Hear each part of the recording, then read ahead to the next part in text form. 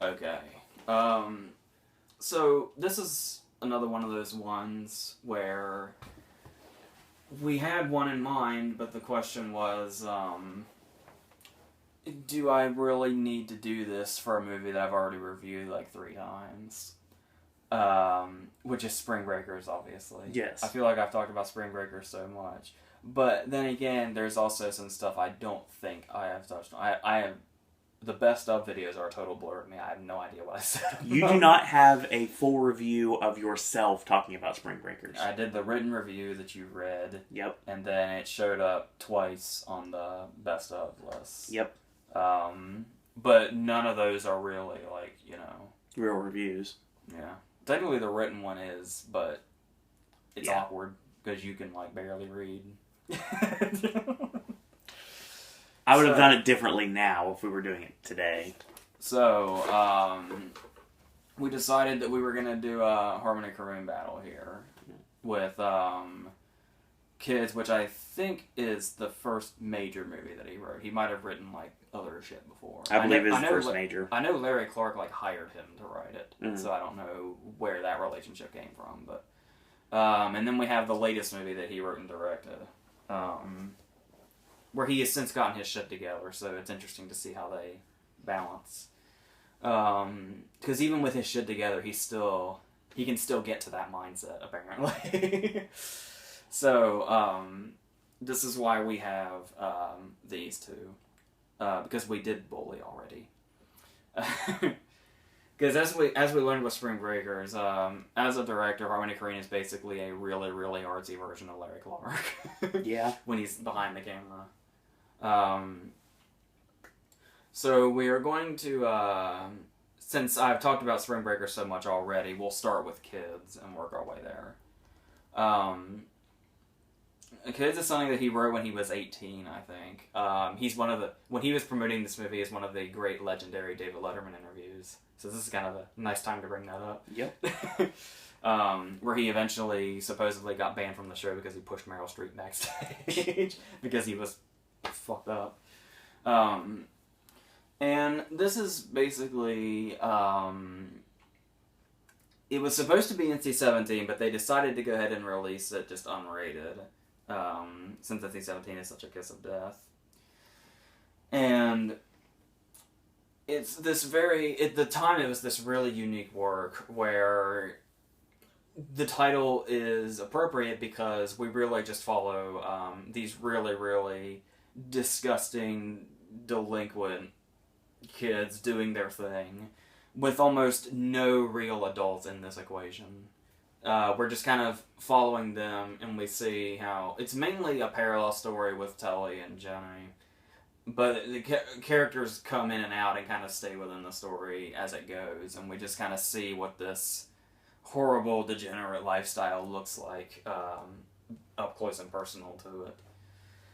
And it begins, the way it starts, of course, is Larry Clark showing us immediately how relentless this movie's going to be, and the point it's trying to get, the story it's trying to tell. With Telly in bed with this very, very young girl. I really don't really want to know how old she's supposed to be. I think they say, but I don't remember. But she's very, very innocent looking, like you can see all the stuff in her bedroom where she's like one of those perfect girls. I actually think she was 15, honestly. And we see, God, she looks younger than that. And we see Telly luring her in by saying that, you know, she's amazing and, you know, he loves her. And he loves her is why she's not going to get pregnant. Yeah. Is what he convinces her. And he says, your favorite line in the whole wide world. Leo Fitzpatrick, this was his first movie, and he was just kind of discovered by Larry Clark, and he just kind of... The way he creates this character and his deliveries cannot be matched. And the way he says this line, I think... that pause in there, too. I think, if we fuck, you love it. I don't know why, I just always have gravitated towards that line. But he does it in a way to where you believe that the girl believes everything he's saying. Yeah.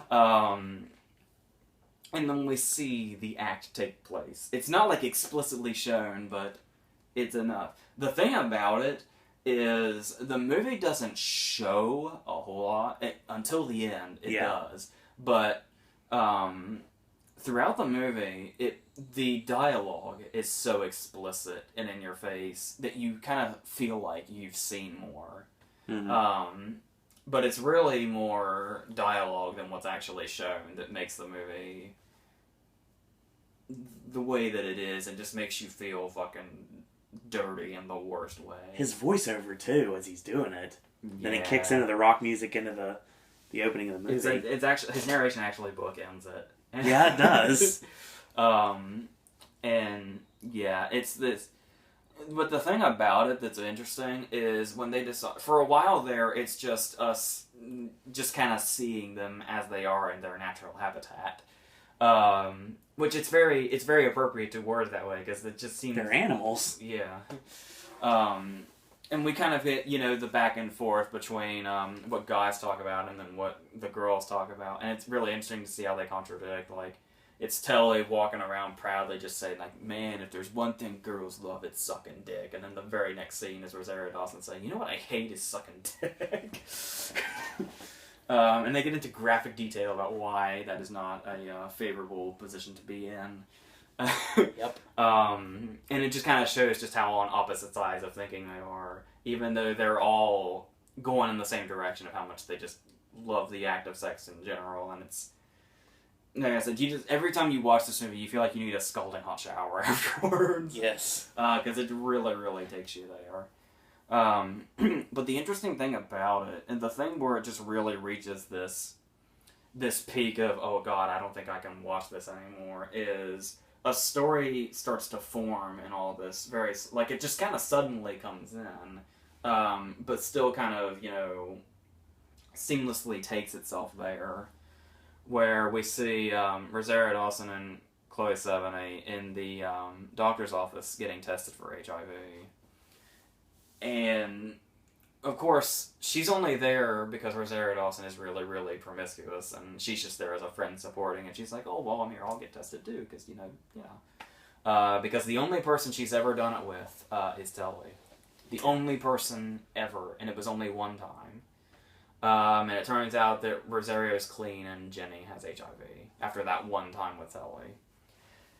And then it's basically just the journey of, on one side of the story, we're watching Telly pursue Darcy, who is this young, impressionable girl, and Jenny looking for Telly to tell him about this.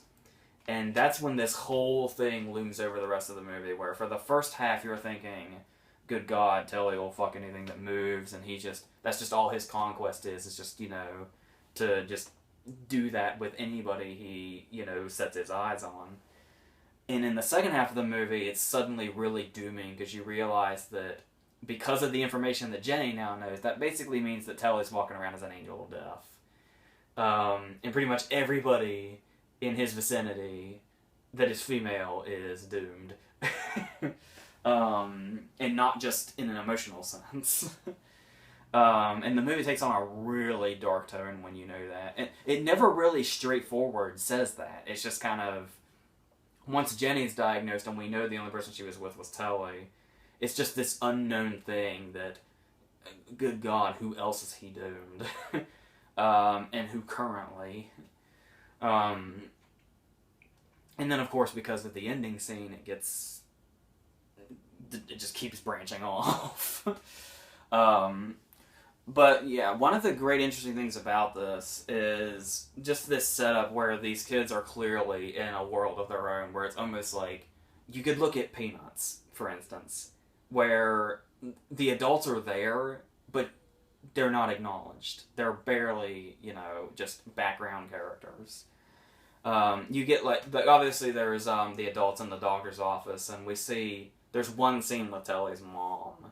That's about as much as we get. And even then, that moral character is not here. Because generally there's the wise old guy that tells them, to straighten up. The wise janitor part is not in this movie. Nope. There's not the one moral friend that says, hey guys, what we're doing is wrong, I'm gonna be the one guy that's, goes on to something better. That character does not exist here. The closest thing, this really isn't that at all, but the closest thing I think we get to a moral character is Jenny. Yeah. But she basically has, we learn, the worst luck in the entire world. Because she's really, even then she's not an innocent, really. We learn in the scene where all the girls are talking, but still she's the closest thing we've got. And she pretty much has the worst outcome of anybody in this movie. That we see, anyway. Because she starts off getting tested positive for HIV. Then she goes to that club looking for Tully and ends up getting drugged. I think Harmony Korine actually plays the guy that drugs her, too. That's right. He's not under that name either. And then she goes, still drugged out, she goes to John Abrahams' house where everybody is and ends up getting raped by Casper, and the movie ends. That's what her journey consists of. And the whole time it's looming over her head over the fact that she's probably going to die. Just all of this. So yes, there is no silver lining here, and that's what kind of makes it so unique. Because it doesn't really, that's not the point of the story, really. No. But I'll get more, as far as points and messages, we'll get to that a little later. But first I'd like to continue to talk about the two main characters we kind of stay with for the most of the time are Tully and Casper. It's worth noting that Casper, the guy that played him, his name just flew right out of my head. I want to say it's Andrew something. It maybe says on the back of the DVD here. Justin Pierce. I don't know where Andrew came from. Won an Independent Spirit Award for it. And just watching these characters, like I said, we're introduced to Tully immediately, and we know what a real degenerate he is. Starting with, after he's deflowered that poor girl, he comes out, and her parents have a really nice house, and just to be the kind of person that he is, the first thing we see him do before he leaves is spit off of the balcony and onto the dining room table, and then he just walks out proud of himself. It's like when Marv leaves the sinks running and all. It's like he just gets a kick out of it. And then he just has this relentless dialogue. Like, he hasn't forgotten the experience of it because that's all he talks about, but he is just totally, completely, her as a person and a human being is not in his mind at all. No. And you just have this relentless dialogue scene for like a good 5 minutes where he's talking about why he loves virgins so much. And it's, you just realize how disturbing of a character this is. Yeah, Tully's a scumbag. And we learn that Casper is basically his little sidekick that'll just kind of go along with his it. His doobot. Yeah. We also learn another thing that just really adds. Just when Tully cannot get any worse in your mind, the ending comes. Yeah. And we see that he is in bed with Darcy.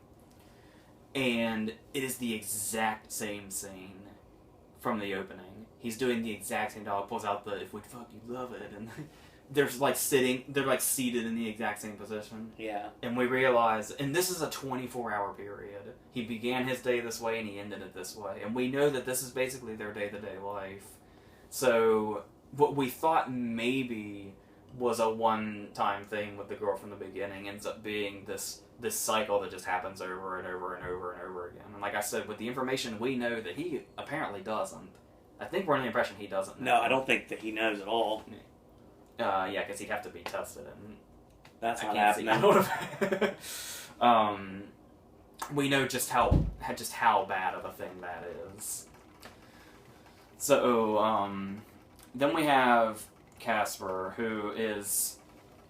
There's something about Casper that's never really discussed, that I've been curious about, but we'll get to that point. The one thing a couple of things I want to talk about are, there are moments that define... Casper almost...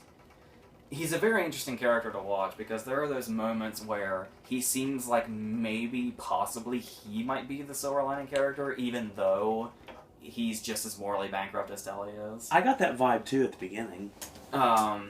Because there's that, like, there's little obvious things, like, he's the guy with no legs on the train.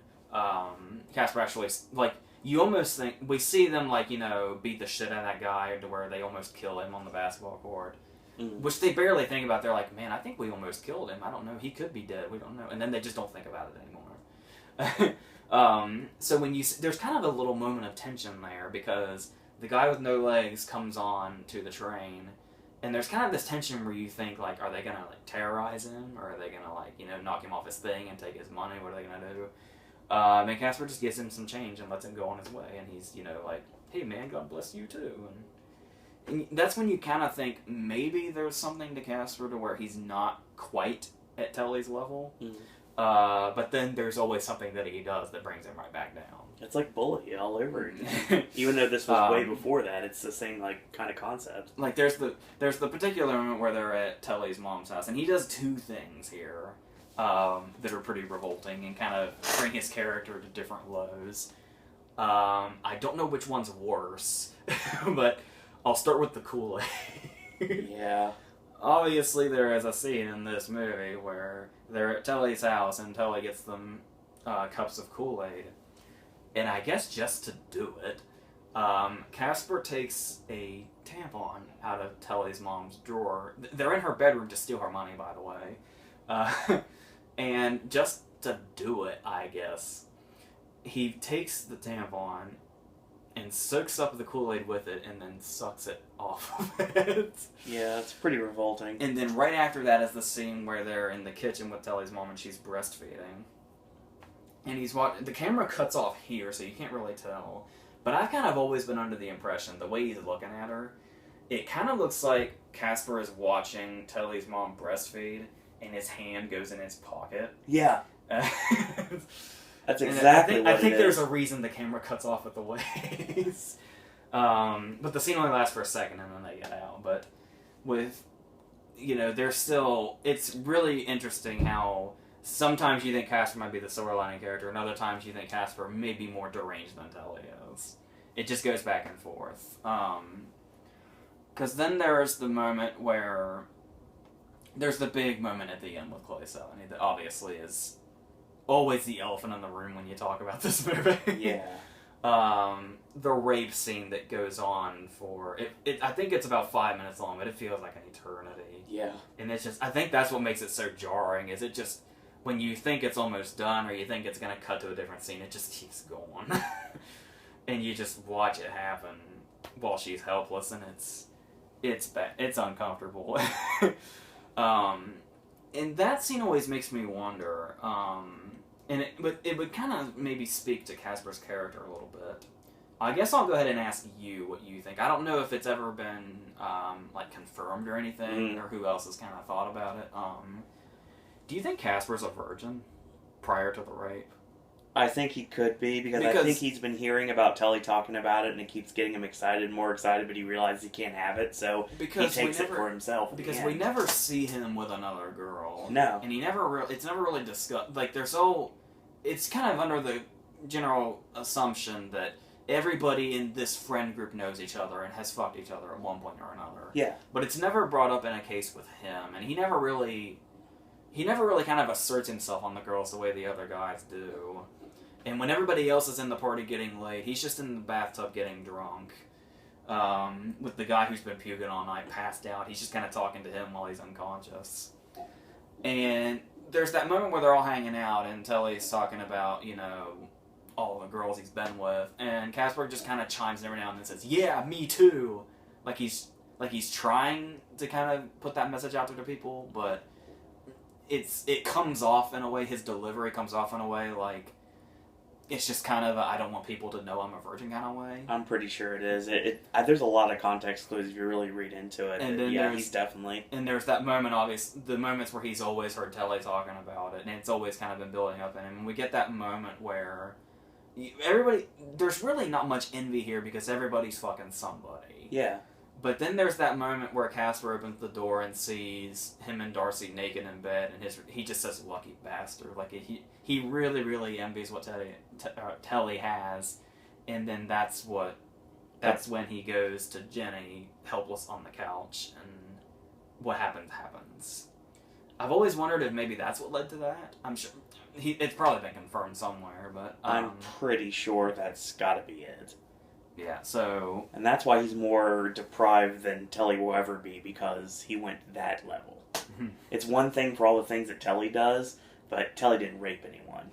Yeah, even though he always, deceives his way there, it was always consensual. That we know of. Well, I mean, who knows what he's done with off camera. Yeah, what we see. But then again, I think Telly's the kind of guy where if he had, actually raped somebody, he'd probably be bragging about it. Yeah, I'm sure he would. So, I guess we can say, that. So, yeah, and to think at some points in this movie you think Casper might be the silver lining, go figure.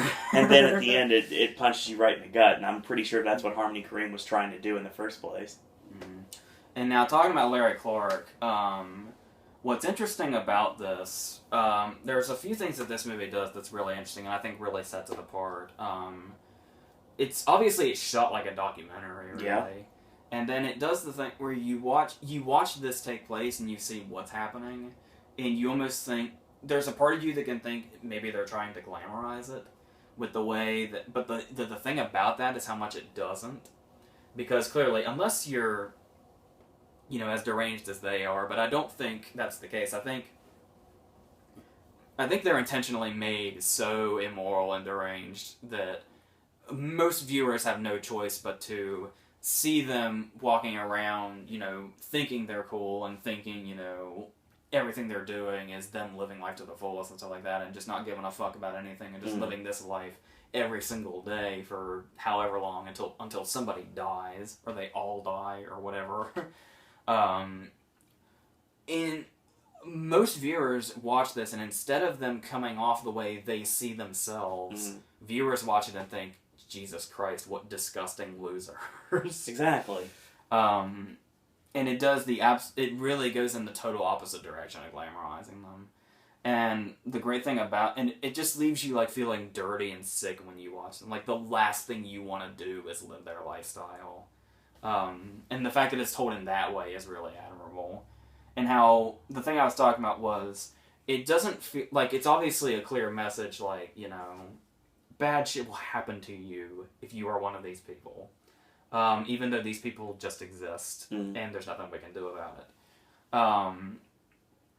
However, the way it is, though, Larry Clark, I don't think, was trying to send a message, or wasn't trying to, get a point across, or not preach against it or encourage it. Larry Clark's job here was just to capture it. Yeah.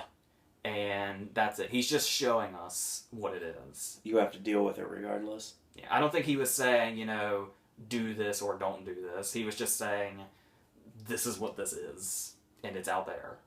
Just so you know. And I think that's a really great way to do it. And I think that's why he's gotten such a following with his movies. That's generally the way his movies work. So yes, I believe that's what all the appeal from this movie comes from. And I can understand, how it really, really took off the way it did. I think critics altogether are split on it, but the ones that really take to it really, really take to it. Yeah, and really, really respect it. And I can totally see where that's coming from. I had a weird experience the first time I watched this. I actually heard all the stories about it, and they were showing it at Showtime at 2 in the morning. And they aired a disclaimer, and I've never seen a disclaimer air before a movie. And it says this movie has frank sexual dialogue and viewer discretion is advised. And I was like, it's Showtime at 2 o'clock in the morning. This has got to be pretty bad. And then the first thing you hear is Leo Fitzpatrick, you know what I want to do? And it just starts from there, and it grabs you, and it won't let go, and it won't let you look away. And it's just a really disturbing look of what society was at that time, and some society still is now. Oh, yeah. If not worse. Yeah, you have people just like this that you probably know personally right now. I mean, everybody does. And you probably despise them. Yes, most likely. And if you don't despise these people, then you may be part of the problem. Okay, so fast forward almost 20 years. Yep. And we have Spring Breakers, where this was Harmony Korine's first, movie really in the public eye. Because Yeah. he did, was Gummo his debut as a director? I think so. And then I think he did Julian Donkey Boy. I can't, it's hard, in that area it's hard to distinguish what he just wrote and what he wrote and directed. It's hard to tell. But here, it's totally, completely his vision. And thanks to A24, some people actually have a way of actually doing that without getting cut down by a studio. Correct. Now, I think Annapurna was part of it too. Yeah. And Lionsgate. And the interesting thing about this movie, and the fact that it managed to break out into the mainstream, it's really, really interesting because this movie is so unique. It is seen through so many different eyes in so many different ways. Yep. There are so many different ways that this movie is seen by people. And that's what's really, really attention-grabbing about it. Because there are people who, and it's usually, this movie had such the unfortunate luck, it's usually had the opposite effect on everybody. Mm-hmm. People who went in for like a movie of substance and, an art movie that they could, talk about and discuss, only saw a tits and ass movie and came out hating it. Yep. And people who went in for a tits and ass movie saw the arty aspects of it and that it was something deeper and they hated it. So you gotta really, really find that sweet spot of the people that found just exactly what they were looking for in it. And that is why you have so many people that hate it, but the people that love it are so passionate about it. Yes. Because they managed to find just that right spot where they were able to see it for something that they interpreted it as and got out of it.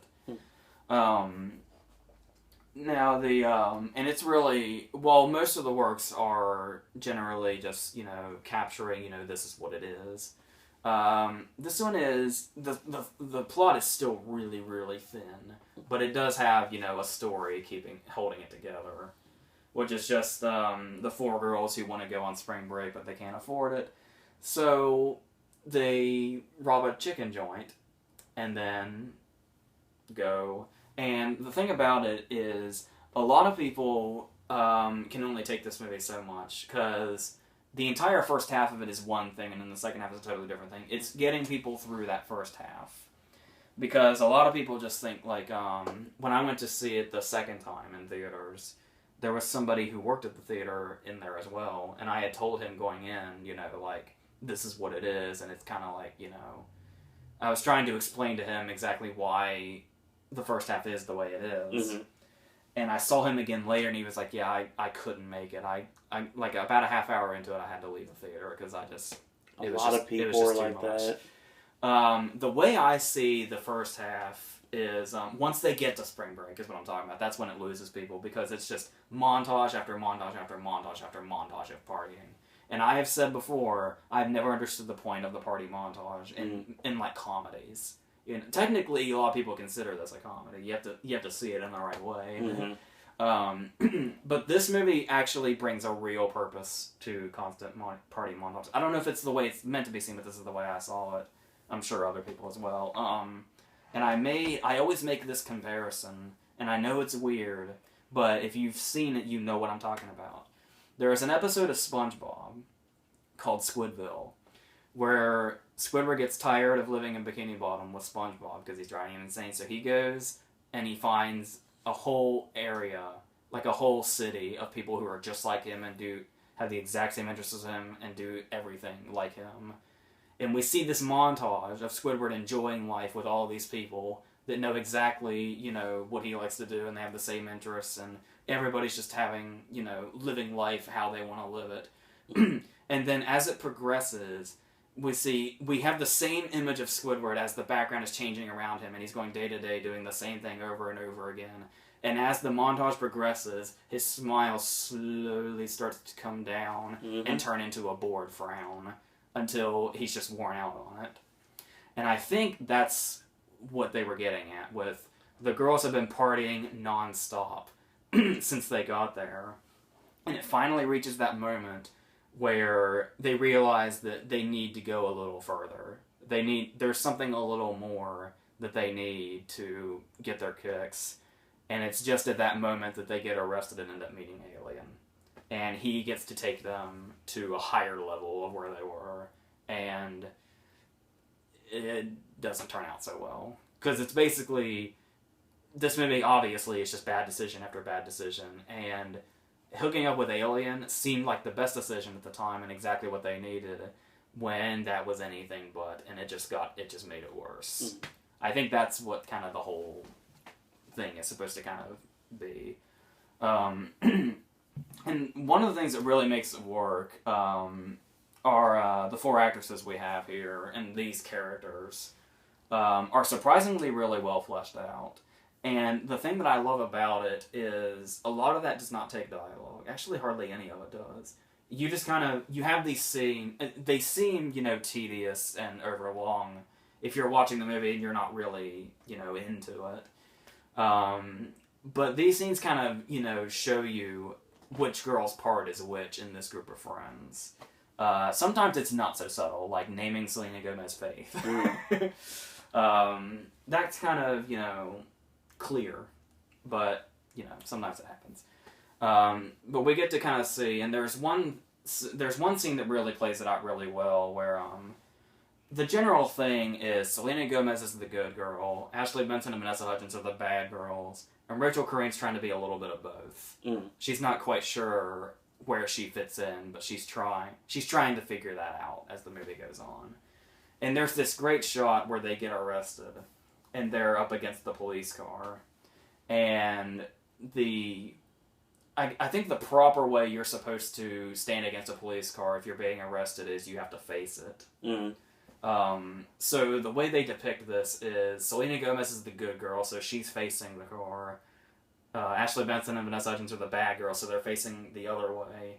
And Rachel Corrine is turned sideways because she's not sure. And that was the first production still I saw of this movie. I thought that was a really interesting way to kind of paint that picture of where these girls stand. And the performances are really great. Selena Gomez does the vulnerable good girl really, like you'd think she's just kind of like the token good girl character, but there's something, because she's not a total innocent. She's like, she likes the party lifestyle also, but she knows the limit. And the trouble is that she's friends with people who don't know the limit. And she plays that really well. She had the really great, one of her last scenes where she's trying to convince Alien that she wants to go home, and he's trying desperately to keep her there. Is a really well played scene by her. I know going into this, people questioned her acting range, but she's really good here. And of course, symbolism, not so subtle. Of the 4, the first person to get on a bus and leave, not only does she leave Florida, she leaves the movie. She never comes back. The movie loses Faith. And that's when things... Because with Faith there, things are still... There's still, like, something there to kind of be the conscience. And the conscience is the first one to go. Which means there's no way to go now, but... low. Really, really low. And we're introduced to this new plot where Alien is in this battle with Archie, his former best friend, who's now his enemy. And the movie progresses into something even darker. And the thing that really kind of takes us to this darkness are the characters played by Ashley Benson and Vanessa Hudgens. I think Britt and Cotty are their character names. I believe so. I think. I can't remember what Rachel Corine's character's name is. But they, these girls are totally and completely psychotic. Yes. And we know this from the get-go. From when, even kind of before they robbed the chicken joint, there's just something about them where something is really off about them. And they are so fantastic in this. Vanessa Hudgens, like, in the kind of following that the movie has, you hear a lot of praise for Vanessa Hudgens' performance. It was always Ashley Benson that kind of stood out to me more. I find her a lot scarier. I actually find this performance rather frightening. Because there's there's obviously the outward scenes, like when we see them, tearing apart the restaurant. And you just see, how insane they are and how, loud and psychotic they are. And the moment where they're reenacting the robbery for Faith in the parking lot.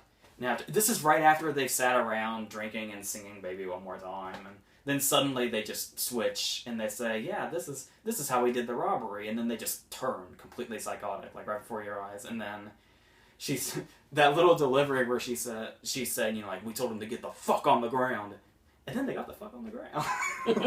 She's really pleased with, and that creepy shot where they just kind of skip off into the night after that. But the thing that I thought Ashley Benson did was, the thing about her character, Vanessa Hudgens' character is outwardly insane. She is constantly doing things that say, yep, that's a psychopath. Well, Benson's character does do that also. Hers is a lot more internalized. And you're not really quite sure. Like, Vanessa Hudgens, you can see screaming and tearing shit up and, saying she's gonna kill people. So you're always you almost kind of start to wonder if maybe it's like, maybe she's putting on more of a show than she's actually capable of. And Benson is the opposite of that, to where her insanity is kind of confined and internalized. So you're not quite sure what she's capable of until she gets to that point, and you're not sure what to expect out of her. And I thought that was more off-putting and in a good way, because the character is so fucked up. And of course, we have the movie's poster child, Yes. who critics predicted this would happen back in March, and it pretty much came true. Alien basically became the most quoted character of 2013. Mm-hmm. James Franco is not visible in this movie. This character is its own entity. And it's just a fantastic, flawless performance. And the great thing about it is, number one, it's hilarious. Yes. Like I said, you could quote him all day with, look at my shit became a catchphrase with everybody. Yeah. I got shorts, every fucking color. I got my bed, my spaceship. Motherfucking vampires. Dark tannin oil. There by the pool with my dark tannin oil. And the thing about it is, you can understand completely, like Telly, you can understand how he's able to so easily lure people in.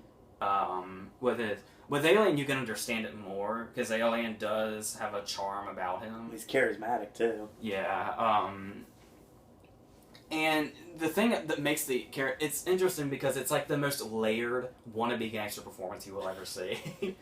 Because he does, on the surface he's got the grill and he's talking about, like, I'm fucking made of money.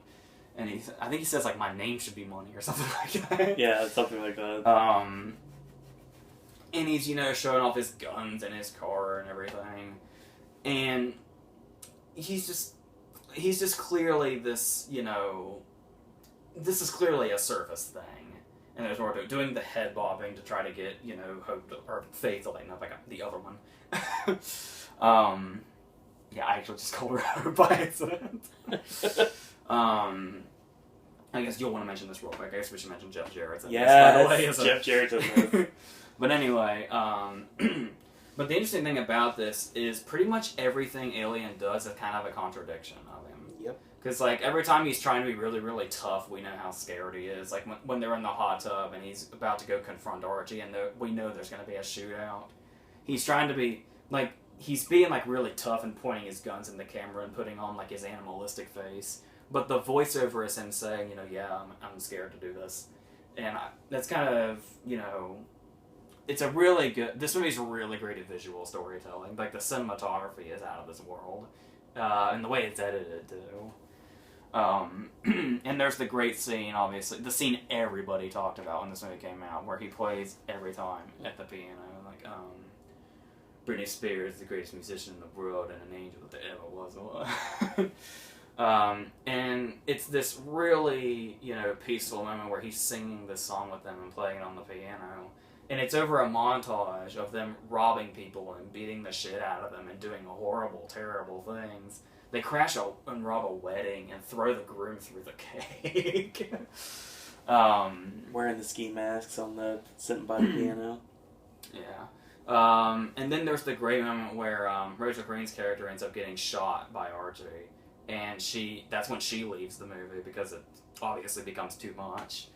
And he's sitting at the piano with her blood still on his fingers, and he's playing the piano quietly, and he's singing about how he's going to kill Archie, but it almost comes off like he's just talking to himself, but he's just doing it rhythmically and just running his fingers across the piano. That's a really great scene. Yeah. And one of Franco's real standout scenes. And it's interesting how they manage to... he kind of overpowers them and lures them in, but then as his soft-hearted side that's, hidden by how hard he tries to play himself off as, there's the one big scene where they overpower him, and it's a scene involving a gun that basically shows that they can be in control of each other at any given time. It's not just him having power over them. And then there's that moment where he's just going through his whole thing when he's sitting on the picnic table and we're still getting our introduction to him. And he just kind of in passing says, yeah, I'm a gangster with a heart of gold or whatever. But that's actually kind of true. Yeah. Because the interesting thing about his character is he plays himself up like that, but when he's there with Benson and Hutchinson's characters and he says, like he's falling for them, it's gotten to this point where he somehow delivers it in a way and he makes the character so real.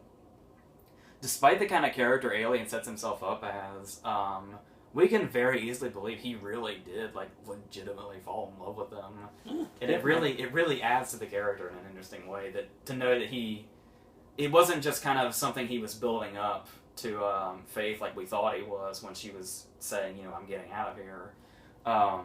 He legitimately had a real heart and actually fell for them, and it really just brings a whole new thing to the character. So many things in this movie. His relationship with Archie too is this thing that really, it's just such a layered performance. I can't believe it. You just have to see it to believe it. It's amazing what he can do as an actor. You look at that DVD case, you don't see something that it's on this many levels as it is too. Yeah. And then we have, there's been a lot of debate about the ending. A lot of people don't like the ending because it's, one of the things that's really anticlimactic. They just kill Alien immediately, and it's up to the two of them to kill everybody at Archie's house. And a lot of people will say it's like a video game. It's weird that they managed to kill all of those armed people in the house without getting hurt. To the point that a lot of people thought it was just a fantasy. But that's actually proven false, because you can actually see, the way it's set up, you could almost believe that it's... Because we see one of them calling home and saying, yeah, we're coming home, and, we're getting out of here, and everything's going to be fine now. And then they go and do that. It's almost like it's a I may not be able to come back alive call. Mm-hmm. And then they go, and then the shootout takes place. And a lot of people think maybe the shootout was a fantasy and they just went home. But the thing about that is when you see them making the call saying, we're going to be coming home, they already have Archie's car in the parking lot in the background. So when they call home and say, we're coming back, the shootout has already happened. And they're just leaving. So that's... you can take that for what you will. So, yeah, the movie's a lot more than it'll get credit from a lot of people, but you just kind of... It's just a matter of seeing a movie one way or another. That's why they call it an art movie, obviously. But yeah, just how many things this movie manages to accomplish with subtlety and visuals, and only an hour and a half, is really, really impressive and really, really unique. Just everything about it is just really, it's really its own thing, in a really good way. And I prefer it to kids, but still, these are two really, really great movies. Yeah. That kind of come off as something they're not on a surface level. So. Especially Spring Breakers. Yeah. That is James Franco's performance in 2013 is one of the quintessential supporting actor performance, and I really wish it would have went further. It was a great year for him too. I know. Okay, we're done here. So that being said, thank you guys and girls out there for watching. Join us next week for Versus. We're going to be going into Haunting. That is your cryptic comment. try to be a little bit more not obvious this week. And 2 weeks after that, we've got two big blockbuster weeks coming at you. It's going to be incredible, so stay tuned for that. And wrestling content coming up this week. Sip and Snack coming up this week. AJ's movie reviews next week will be San Andreas, Aloha, and probably Slow West. And AJ and myself watched The Searchers yesterday, so yeah, we'll see. So that being said, thank you guys and girls out there for watching once more. And AJ, any parting words? That's it.